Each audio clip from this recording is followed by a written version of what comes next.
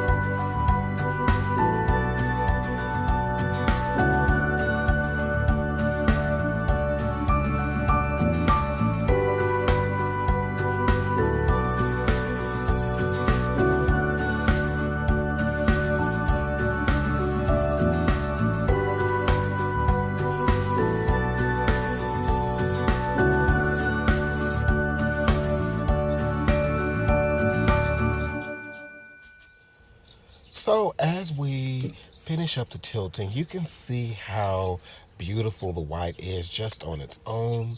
It has retained its shape so well. And I just love the way that the greens and blues are mixing in, but that stark contrast of white really brings this piece to life. So just a little more tilting and adjusting here, and we will call this one complete.